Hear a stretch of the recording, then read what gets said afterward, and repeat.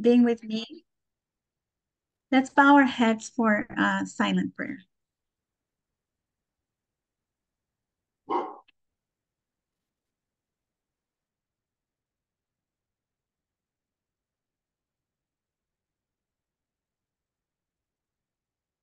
Amen.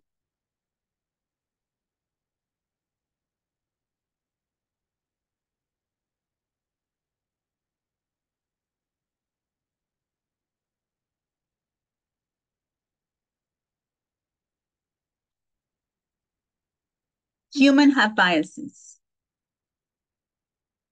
If you don't think you have biases, call 911, seek help because your brain is not functioning well. The human brain has a capacity problem. The human brain takes about 11 million pieces of information each second. However, it can only consciously process about 40 to 50 of those bits.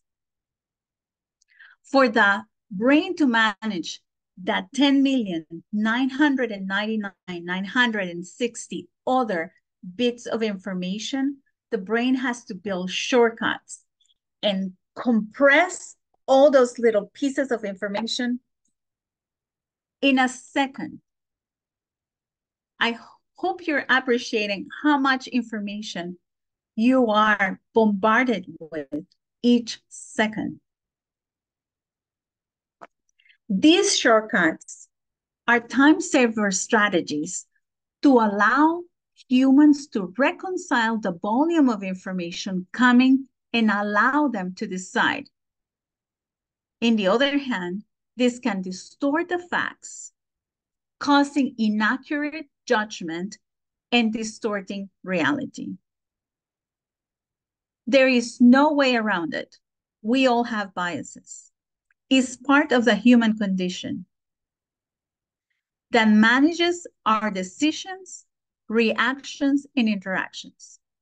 For us to improve in this area of personal growth, the first step is to admit we have biases. So what is a bias? A bias is a prejudice in favor or against one thing, person, or group compared to another, usually in a way that is considered unfair. A bias is also a disproportionate weight in favor or against an idea or thing, usually in a way that is close-minded, prejudicial, or unfair. Biases can be innate or learned. Another definition for bias is a tendency, inclination, or prejudice towards or against something or someone. It can be a positive and helpful, like choosing only to eat foods that are healthy, or staying away from someone who has knowingly caused you harm. However, biases are often based on stereotypes rather than actual knowledge of individual or circumstances.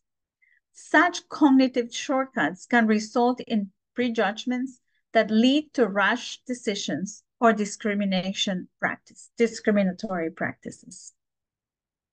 So now we have definition of what a bias is. And you might remember this story. I'm going to ask you to consider a few characteristics about somebody. We're going to name Steve, and you're going to make a conclusion. Steve is a very, very, very, very shy, introvert person, lives in the state of Kansas in the United States. Steve is very helpful and patient, but really doesn't want to deal with reality or everyday mundane information and activities. Steve is meek and tidy. Steve needs order and structure in his life. So this is the information we've given about Steve. Introvert, helpful, meek, tidy. It needs order and structure. Is Steve more likely to be a librarian or a farmer? Now, most of us would say librarian right away. He fits all the characteristics that we have in our mind that a librarian should be. We do this using our fast brain. And if that was the obvious choice for you, librarian, based upon the limited information you got, then we have been fooled again by system one, the fast brain. We're using tunnel vision to arrive to this conclusion.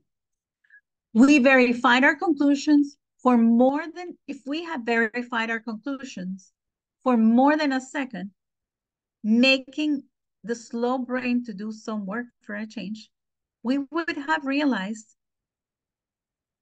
that there are substantially more male farmers than librarians in the United States. In fact, there are roughly 20 times more male farmers than librarians. If we take the statistics, it's more likely that Steve is a farmer, not a librarian. But because we have used tunnel vision, we were given limited information, we put him in a box. Because we think we know the characteristics, the personality.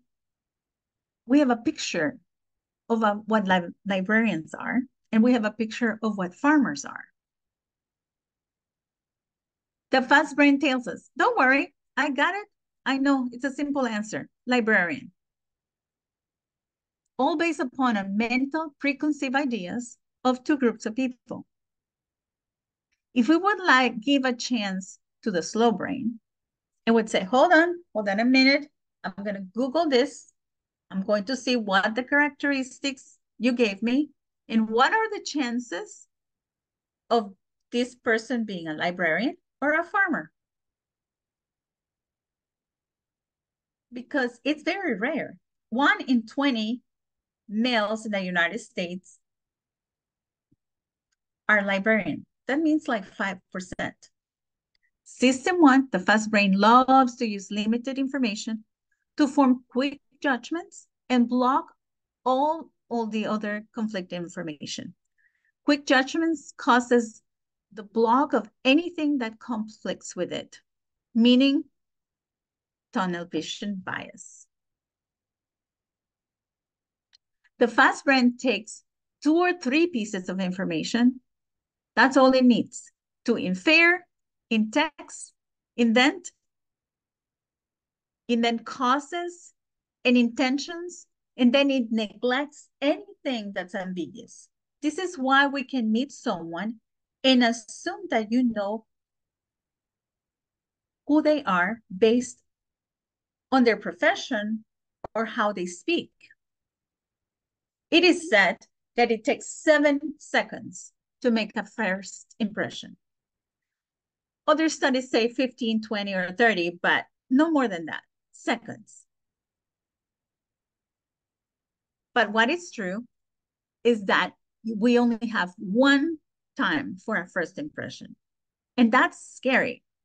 And what's more scary is that it's not all based on performance per se. It is based on how the other human is going to frame you. So the fast brain must make shortcuts to cram all this information coming visually, audible, preconceived ideas, and make a compact assumption.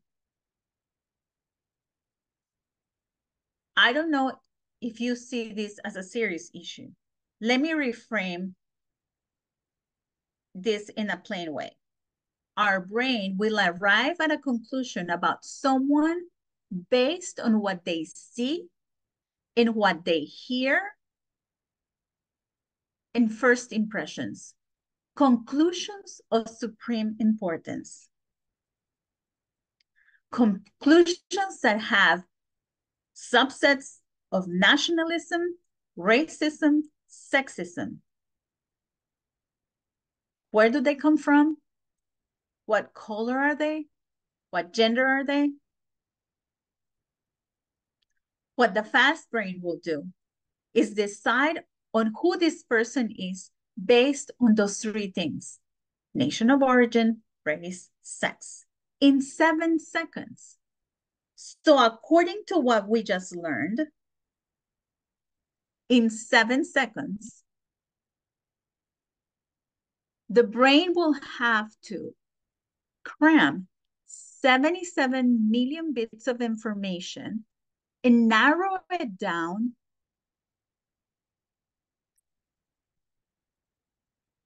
to 280.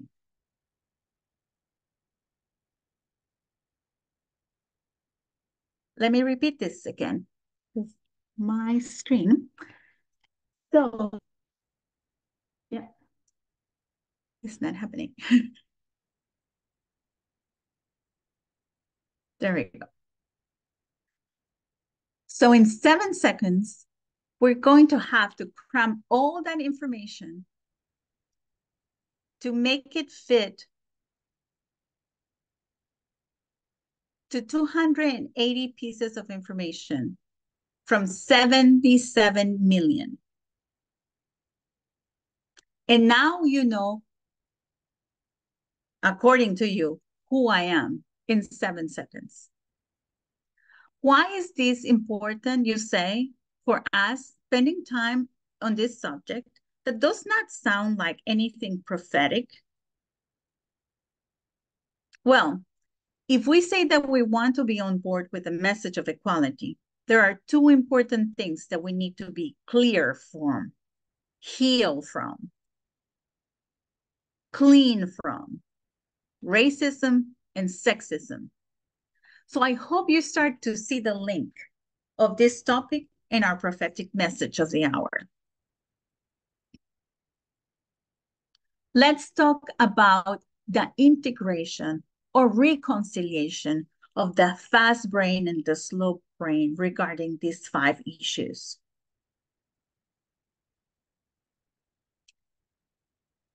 Class, nationalism, racism, sexism, and let's add in there LGBTQ+. When we are dealing with these subjects, which is the message of this movement, part of what we are contending with in the movement and us as individuals is how to deal with this obvious problem: the fast brain bias that we all have. We are clear that we need the fast brain to survive. We know there's a reason for it, but not to take over our judgment. To counteract our natural tendency to form beliefs regarding limited information, we need to get into the habit of asking ourselves why the opposite of what's being presented in front of us may be true. We would be embarrassed if we figure out that we have offended someone by the actions of our fast brain. What we need to do is to stop and ask ourselves why the opposite might be true. This question will get us to test all assumptions and be prepared for new challenges ahead. Will help us to prevent from underestimating that issue and misleading people regardless the situation.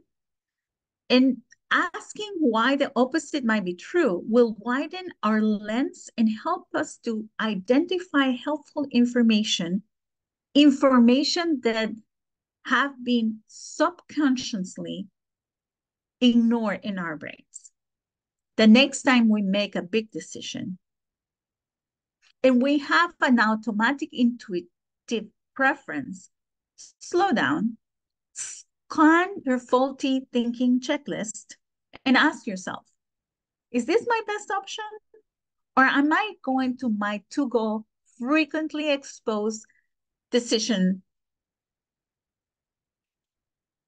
Let me share with you some data. Out of 500 hiring professionals, only 18% said that the heaviest looking woman had leadership potential.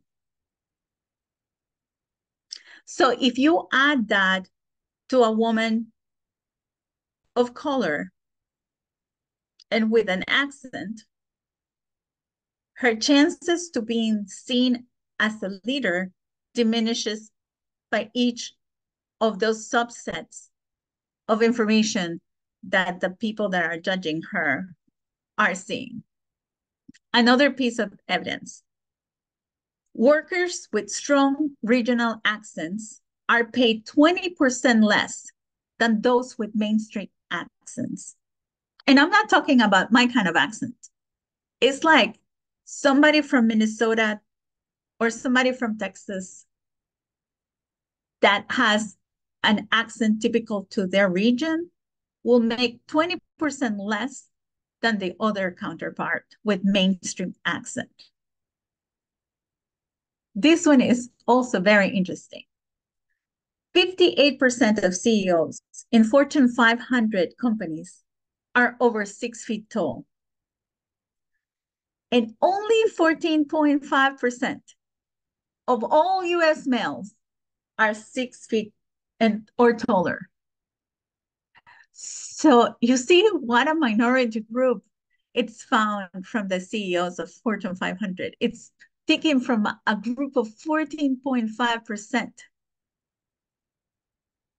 That to me, that was it was on the news actually when I was studying for this, and I wanted to share it here because it was an outstanding piece of information. And also, some of you know I live in the state of Florida here in the United States, and it's been on the news a lot lately of somebody from my state who's running for president. And I'm just putting this here by a little joke, but I hope you get it.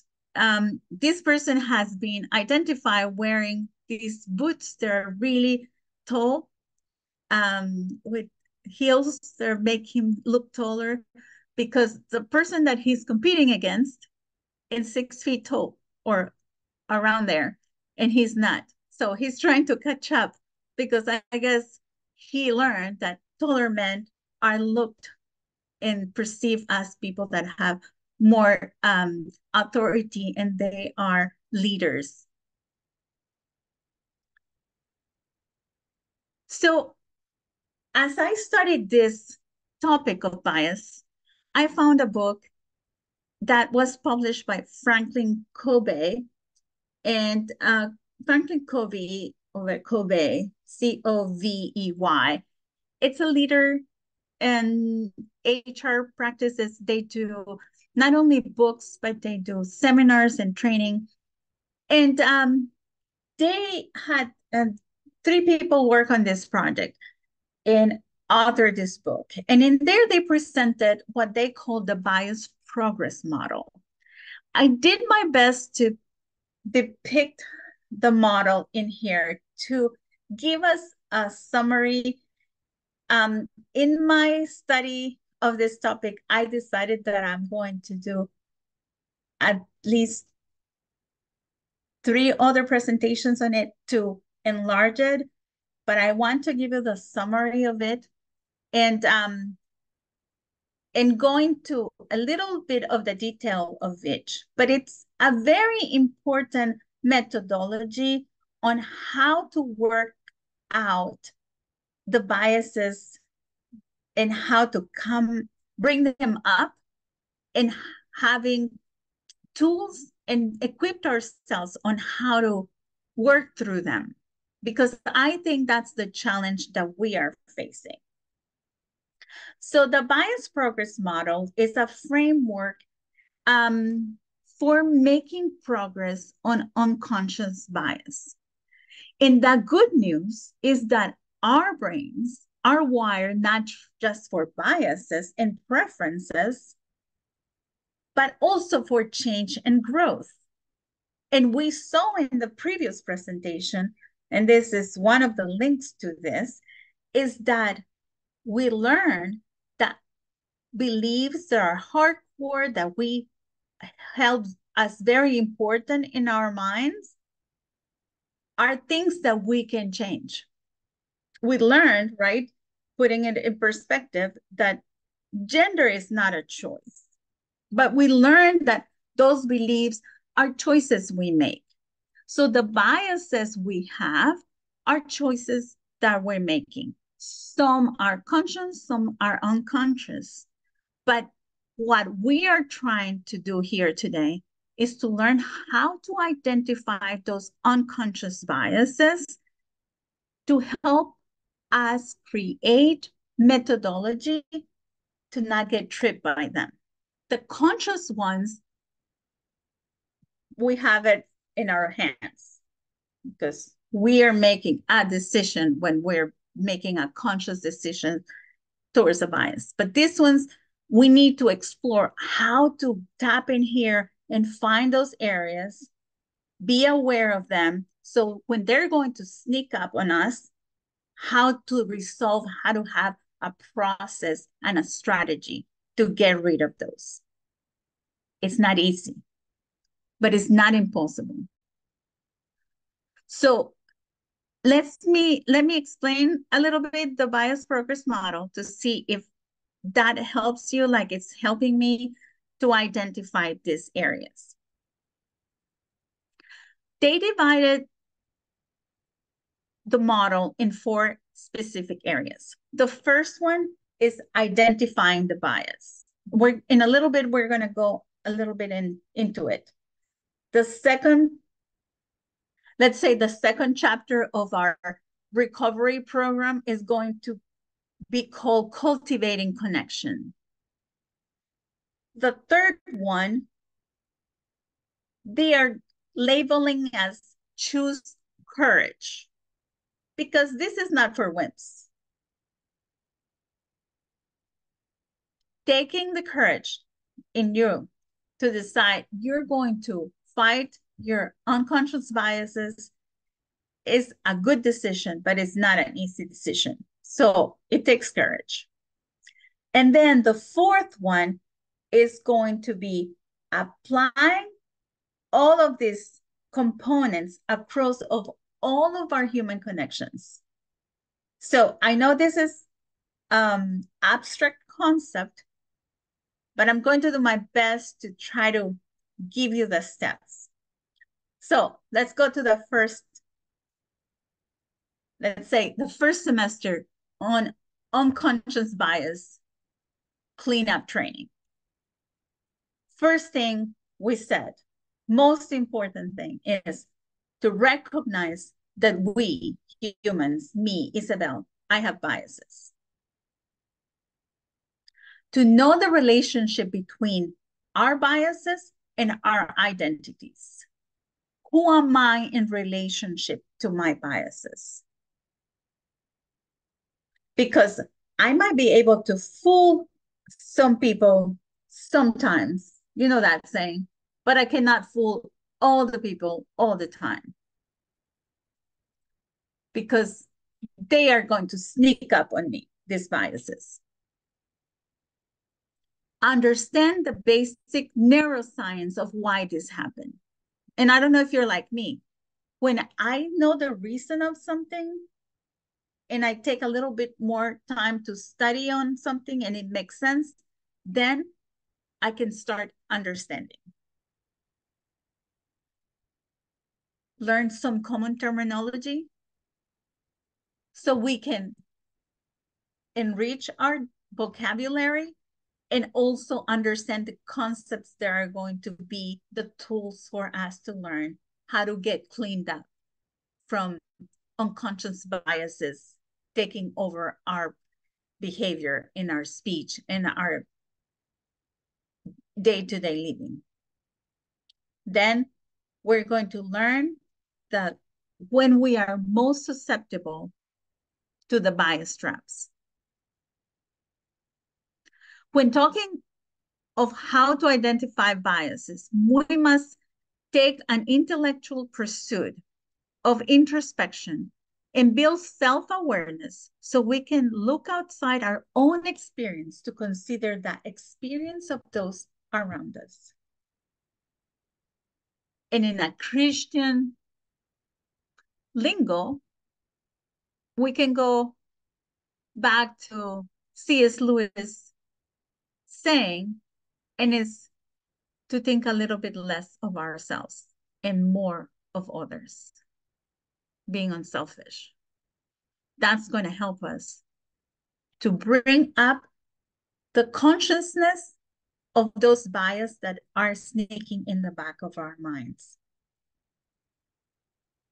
The second semester, I'm calling it semester, the second step of the progress model bias, it's they label and cultivate connection.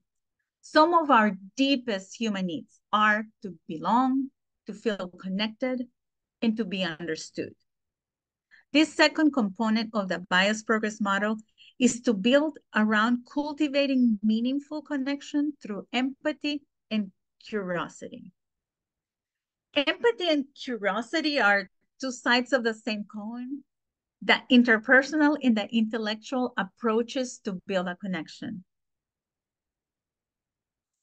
If we can meaningfully connect with others, we will often find ourselves surprised on what we learn, which is clear check on biases and preconceived notions. Because you might meet somebody, and from your 7-second decision of who this person is, you might think, I have nothing in common with this person, and I really don't like them.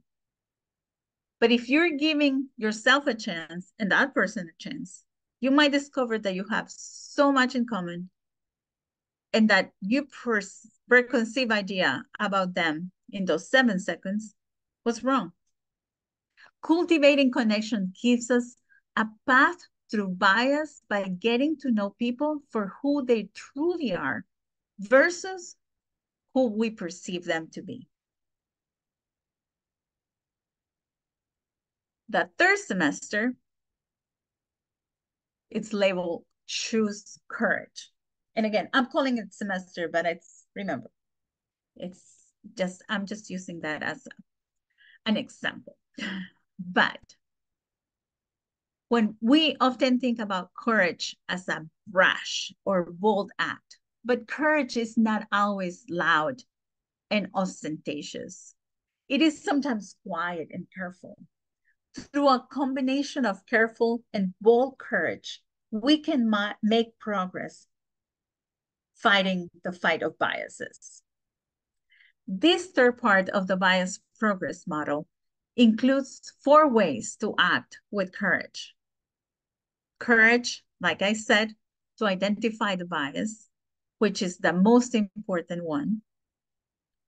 Courage to cope with the bias, because we're humans. We might not be able to completely destroy an unconscious bias belief thing that we have there so deep rooted. But we're going to learn how to cope with that. The courage to cope and the courage to be an ally for somebody that we might not thought we could even find a way to be an ally for this person. And as we study this more, we'll understand what it means, the courage to be an advocate, because it's very easy to say, okay, I'm going to champion somebody. Oh yeah, okay, I'm going to be really nice to Effie and encourage her and tell her, oh, you can do this, you can do this. But what about being an advocate? For taking the extra time to make sure that she grows in the areas that she needs to grow in whatever aspect we're dealing with. If it's at work or in our fellowships or in our families. So having courage to take on these tasks is how we're going to put it in practice. And once we have these 3 things in our knowledge bank, then we can apply them across all of our human connections. And it's going to be very effective. And we not only going to be benefited by it, but we're going to benefit those around us And maybe we can be a champion for somebody else, helping them understand what does it mean to have a bias. So this is the cover of the book, The Leader's Guide to Unconscious Bias, and it's written by Pamela Fuller and Mark Murphy and Ann Cho. I'm not like promoting the book. It's it's been very helpful to me because it has practical ways to learn and visuals. And in there, um, in the introduction of the book, Pamela, one of the writers, tells a story. And I think it's such an important story to make an application to our study today. I asked Debbie if she could read it for us. So Debbie, if you are ready, the time is yours. Thank you, Isabel. I'll start. I wear several hats at Franklin Covey, the global leader in helping organizations achieve results that require a change in human behavior. I consult with clients on broad leadership solutions with an emphasis on diversity and inclusion, manage some of our most strategic accounts, and lead a team that supports those clients.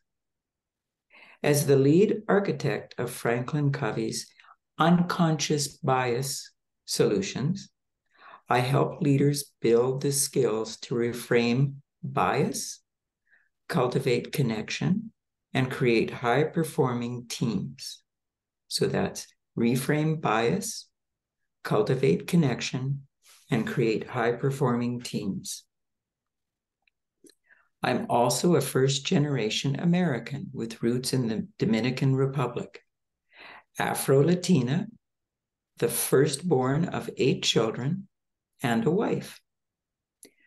I dabble in triathlons and 10Ks, and I'm always interested in a good story in print, on the screen, or over a glass of wine. I'm also the proud mama to 2 tiny humans, brown boys in America. We'll talk more about identifiers, mine and yours, as we move through this book. I spend a lot of time thinking about bias, both personally and professionally. But none of that precludes me from having my own unconscious biases. A few years ago, I won a large client contract, one of the biggest in the company at the time. We suddenly faced 6 months of work that needed to be completed in half that time to get a high-profile program off the ground. I was traveling every other week around the globe, balancing a 2-year-old and a 3rd grader at home, and working around the clock to ensure this project was a success. We needed more personnel ASAP. We began the hiring process for a new project manager, and after several rounds of interviews, we offered the job to Jordan, a fantastic candidate with extensive customer-facing experience. She seemed ready for a new challenge and had an energy I related to. Jordan accepted the job immediately and then asked about the maternity leave policy. She was pregnant. Did you groan when you read that? Admittedly, I groaned when I heard it.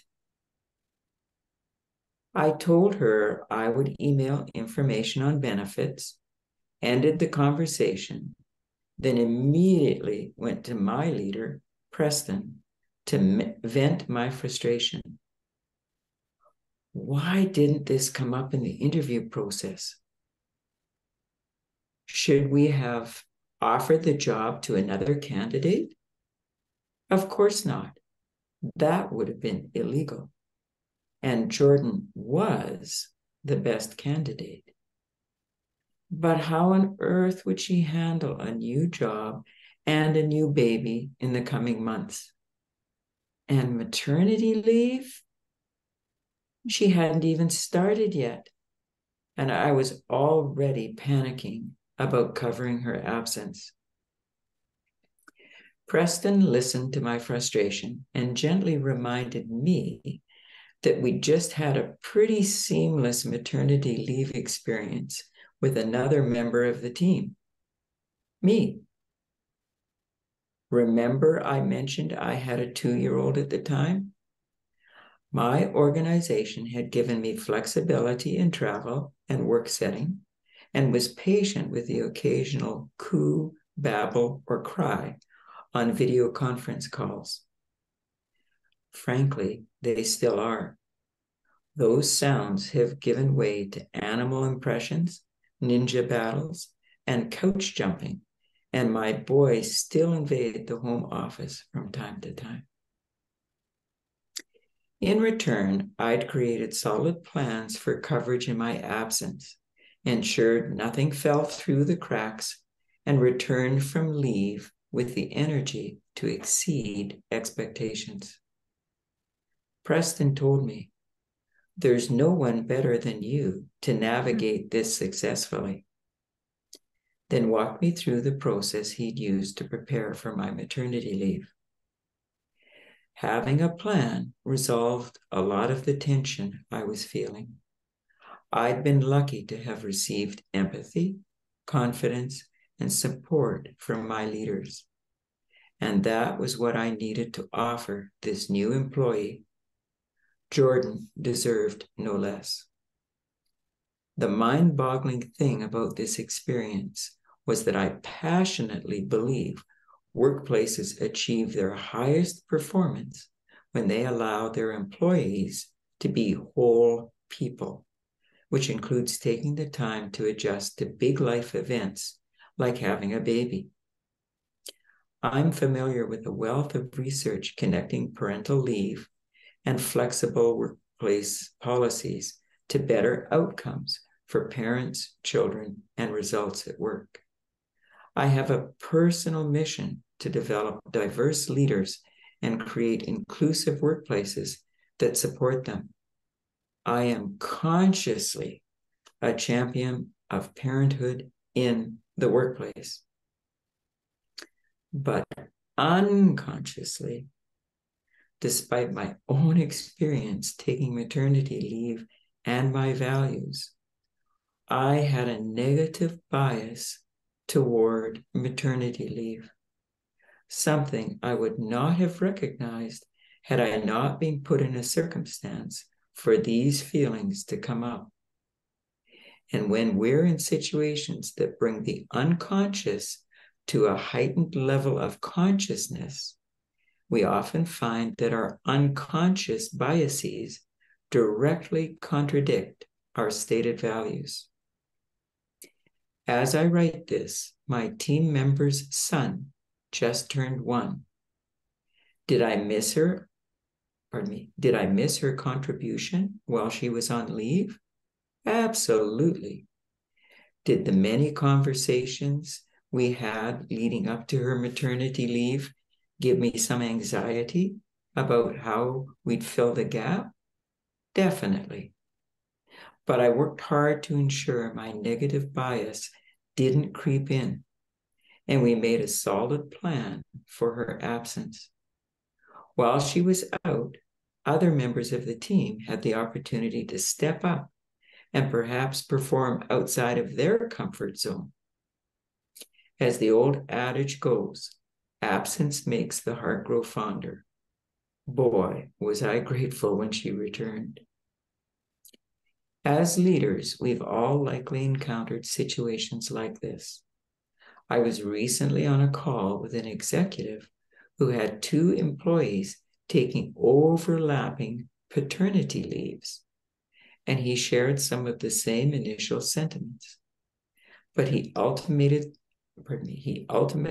supported both of them, and they returned from leave totally engaged. No leader is immune to the effects of bias.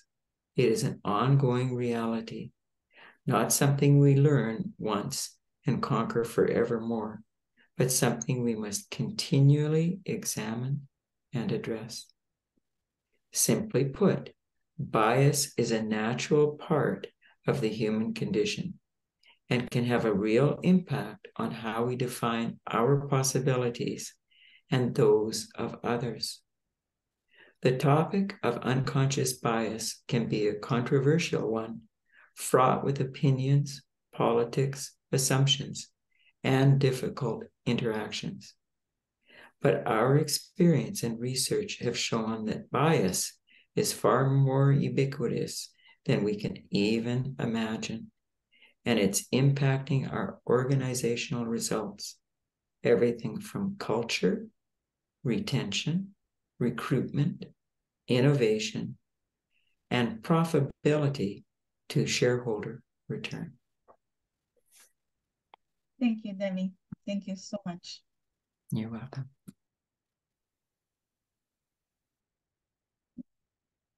How many times we think that we unconsciously are okay with something, like in the case of Pamela, she champions these initiatives. That's her work in a nutshell. But our conscience tells us otherwise. And just to bring this example to closer to us, I know we concentrate a large portion of our time speaking about inequalities and biases from females to males. I mean, from males to females. But what about when we have found ourselves, as me as a female, or being biased, the same, somebody from the same gender? Or have you ever been bullied by a manager and you thought that she was going to be your champion, she was going to be your mentor, and now she's undermining you? Or somebody from your same nationality, subset group, just because I represent a minority group, I am not safe from not having biases from people that come from my same background. Bringing these issues to our attention is the beginning of the solution. And I really found important this quote from Pamela that Debbie read for us. And when we are in a situation that brings the unconscious to the heightened level of consciousness, we often find our unconscious biases directly contradict our stated values. And for us, in our journey of walking the message of equality, doesn't it this highlight the importance for us to understand that what we preach should match what we live? Because it's much easier, like Pamela said, put programs in place about inclusion, diversity, and empathy for people that are going through life changes events.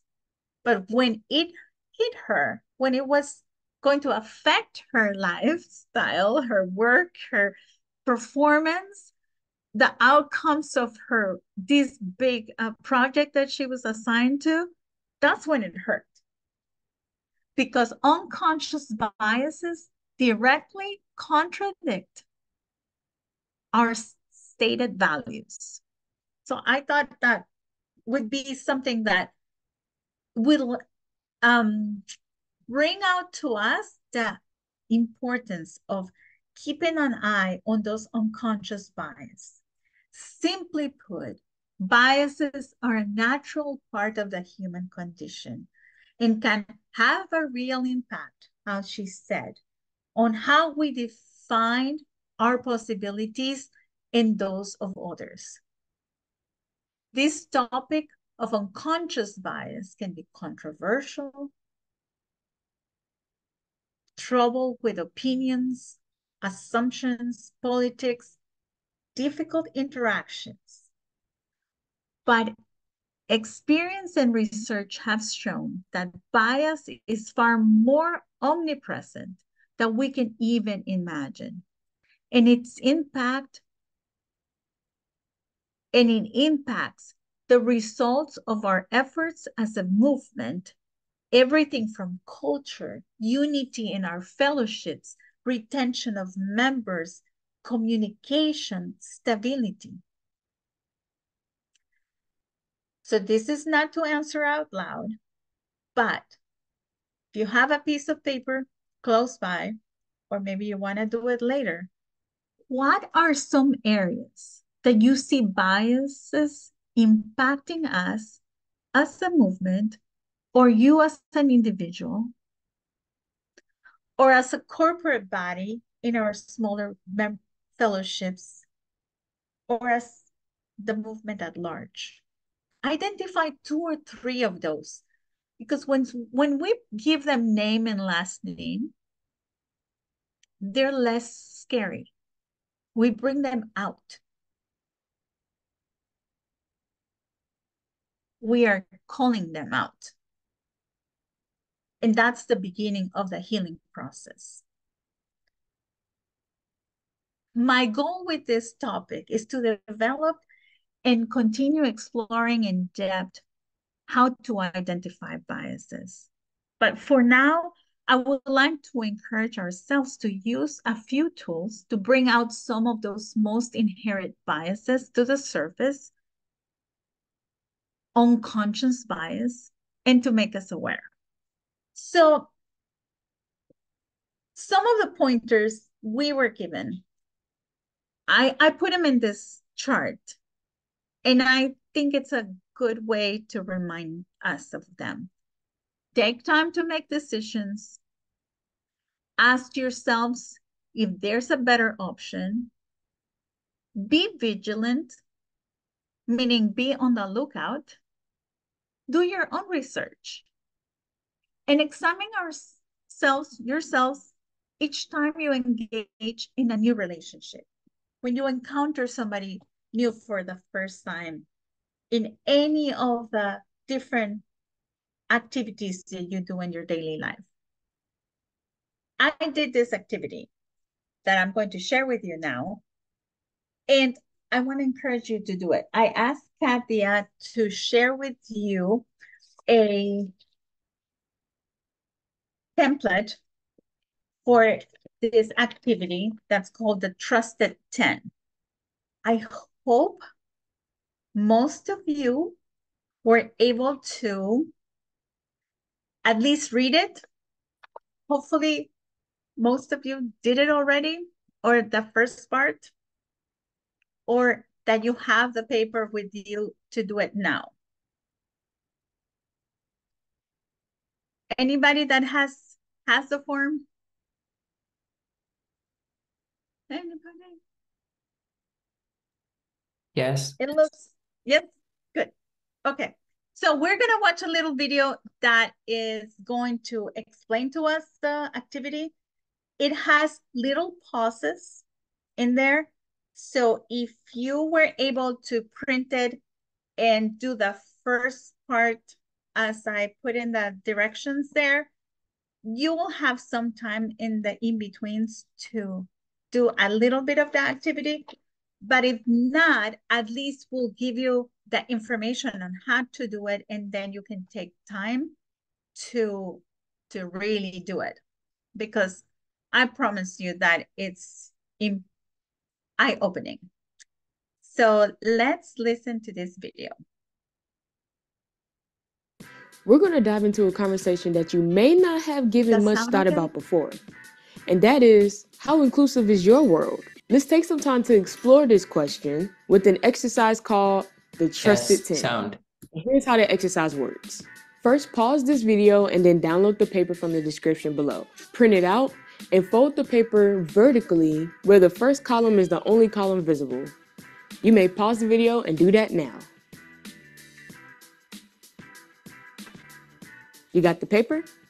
Awesome. In the first column, I would like you to write the first name or initials of 10 people that you trust in your life. And try not to use family members or relatives. You can pause the video and do that now.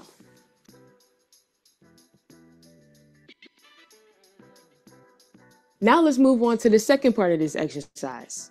Open up the worksheet, and across the top you will see a variety of different diversity dimensions.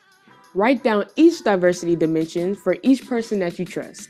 The diversity dimensions are as follows: gender, race or ethnicity, age, sexuality, disability, marital status, socioeconomic status, and education level.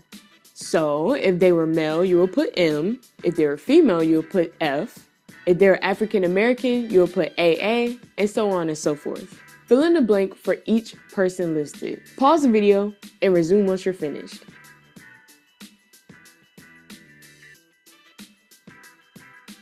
Great.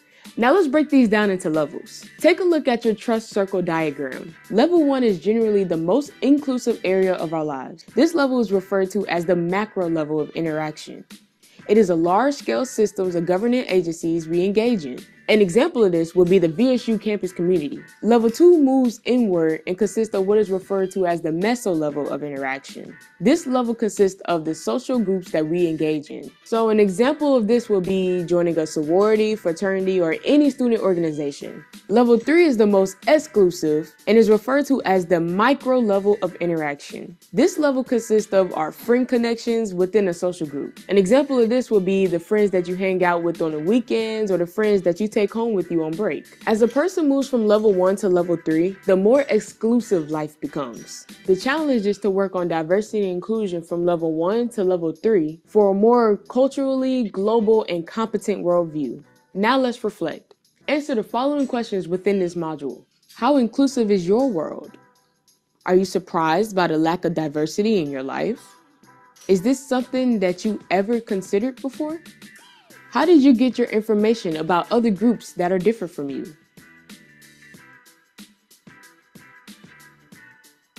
I am Kayla with the Office of Student Diversity and Inclusion, and thank you for joining me on this Trusted 10 exercise. We're going to dive into a conversation that you may not have given much thought about before. Okay, so, and that is, let me ask you, how inclusive is your world? Were you surprised? Well, let's do that first with a poll question. Thinking of the Trusted 10 exercise. Katia, if you can put the first question up. How many people did you put on your level 3? Because meaning the inside, the Trusted 10. Were you able to find 10 people? I had a hard time finding 10 people. I'm sorry to admit that. But so in the poll question, the choices are going to be 10, 5, 3, and 1. Tell me, pick the closer number too, because I didn't put all the numbers. How many people did you come up with for your level 3 to micro level, your trusted 10s? Were you able to do 10, 5, 3, or 1? I don't see the poll. Can you see the poll? Just give us a second. Okay.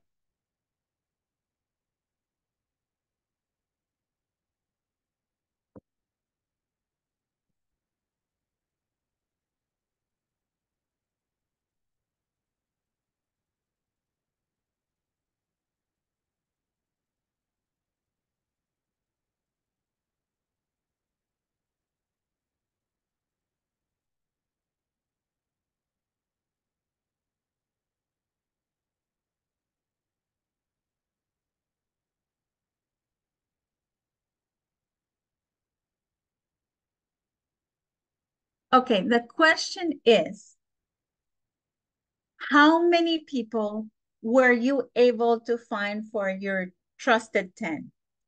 Were you able to find 10, or did you find less than 10, 5, 3, 1?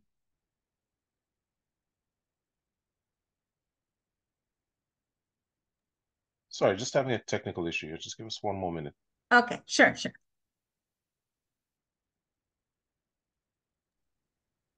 Isabel, I have a question because Sure, go I ahead. was talking about this with Trevor when we were making our list, and it's like we had people that we trusted, but like there are certain things we trust with some people that we don't trust with another person.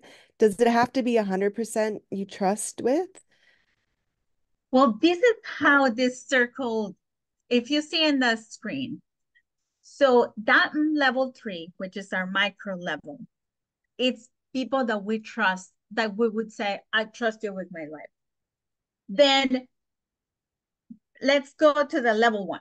So level 1 is people we know. Let's say I go to the same supermarket every week and I have the same cashier. It's like, hello, how are you? Good, you week? That's level 1. Level 2 is somebody that maybe if I go to this, I'm going to use the same person as my example.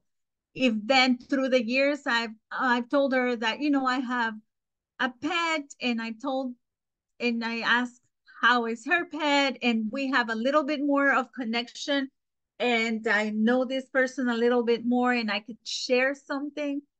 But in level 3, it's not that mundane. In that level 3 is people that we trust with everything. But I understand your point, Tiffany.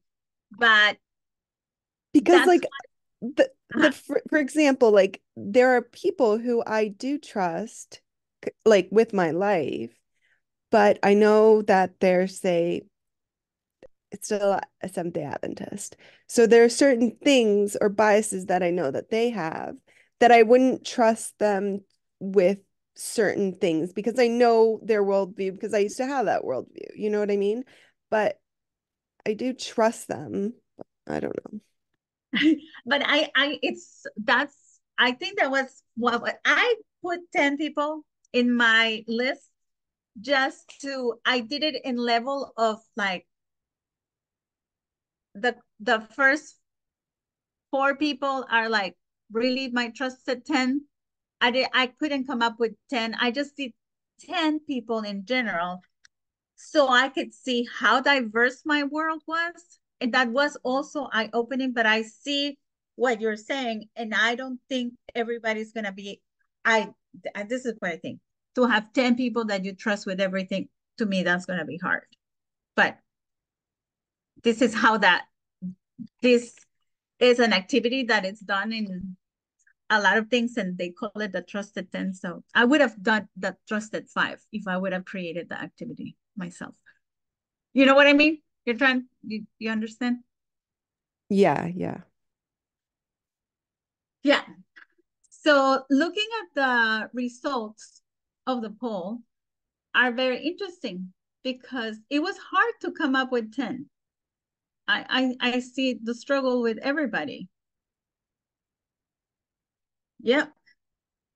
So the next question, and this is, were you surprised at the results of your findings about how inclusive, how diverse is your world? That's the next poll question.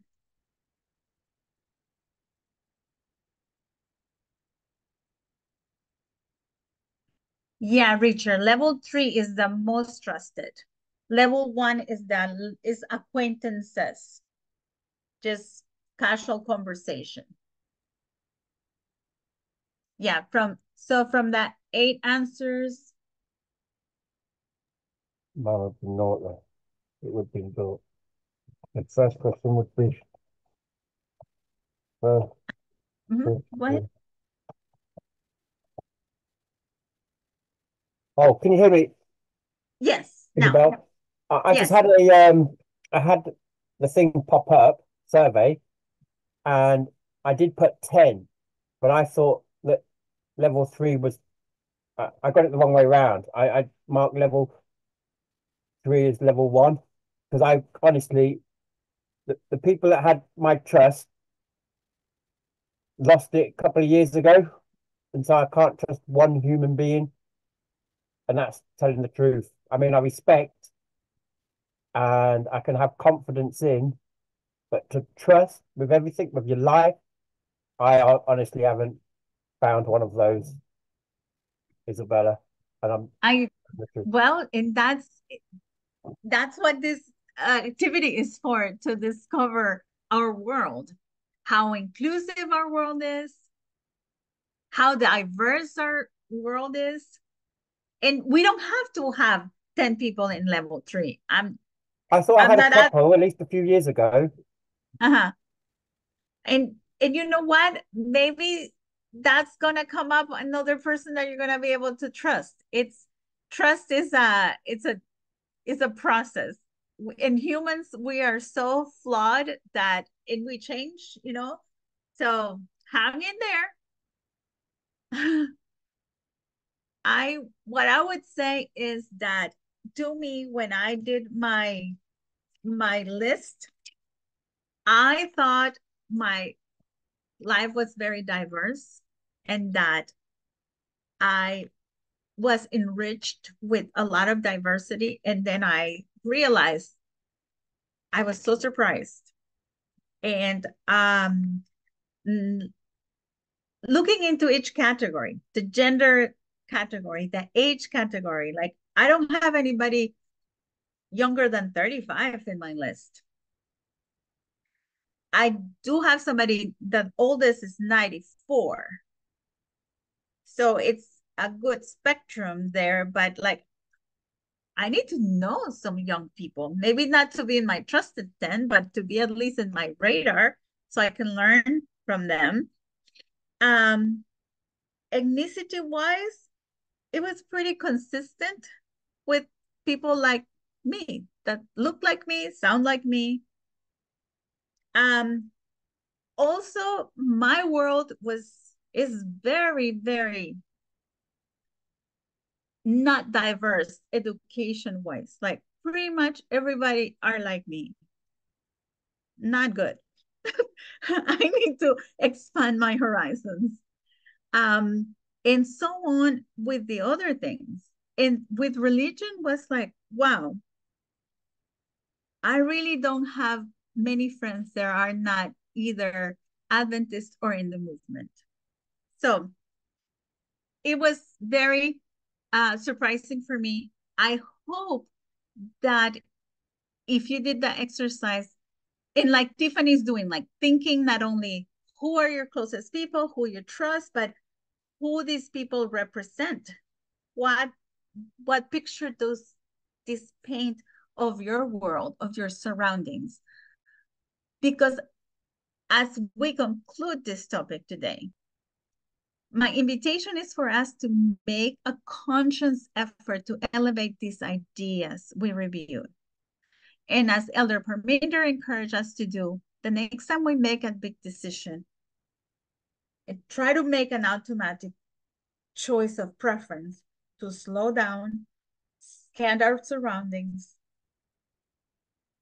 check our checklist, and ask ourselves, is this the best option? Or am I making a decision based on the most easy, frequent to go to answer or I'm not going to say bias, but my first reaction. And I want to encourage us to understand the importance of thinking about this. When we learned about mindfulness, as we learning about mindfulness, to take time every day to see how inclusive is your world. Because for us that are preaching and trying to live this message, we really need to find out a way to walk in equality, diversity, and inclusion. That, in a nutshell, is our message today. And as times are going to come closer, Sunday law and beyond, the way we practice now to walk in equality, diversity, and inclusion are going to guide our steps through crisis. And it's my encouragement to you to look at your world, your surroundings, and your way of thinking before you make those decisions. To act, to judge, to predetermine who somebody is. And I hope this has been helpful. If you have any questions, comments, please let me know.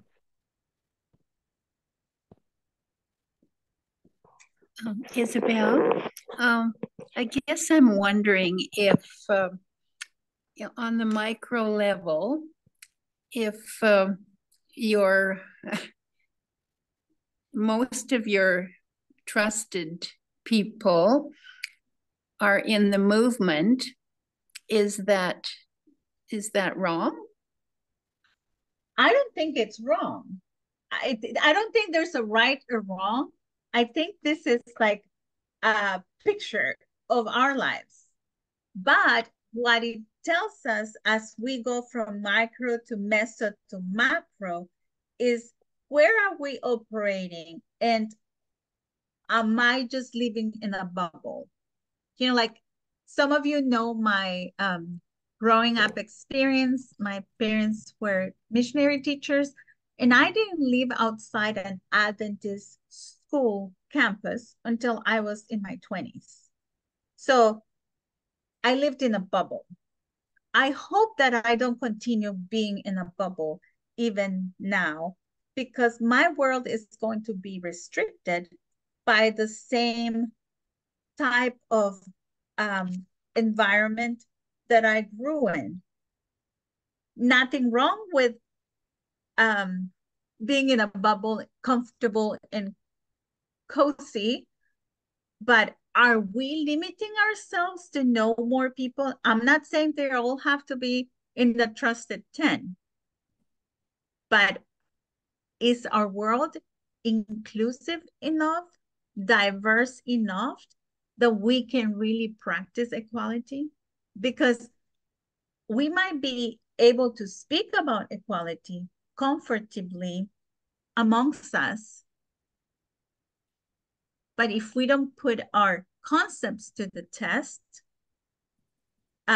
it's going to limit us on the ways we practice. And what this quote from Pamela says, we often find that our unconscious bias directly contradict our stated values. So we could say a bunch of things about us and how we relate to humans around us and in everyday activities, but until we don't put that to the test, we're really not going to be able to assess that. You know what I'm trying to say, Annabelle? Yes. Mm-hmm. But I don't think there's nothing wrong that your trusted people are people like you, but hopefully this is gonna help me, like, okay, I need to look for some ways for me to understand that I can relate to other humans that are not just as like me, so I can test my knowledge of walking in equality, in inclusion, in diversity.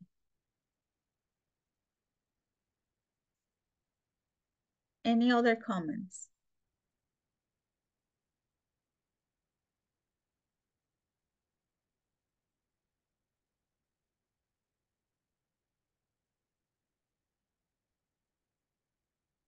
Well, I think that's it. I thank you for your attention and your participation.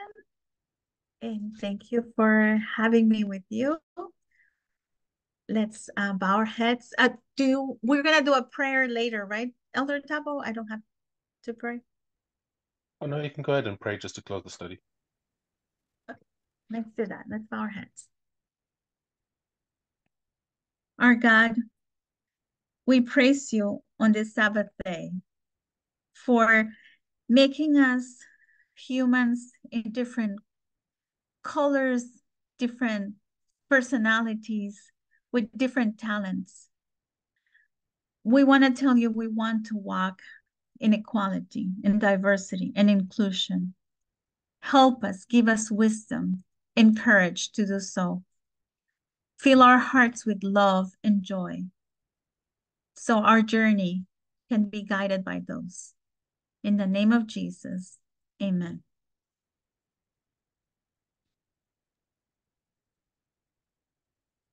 Amen.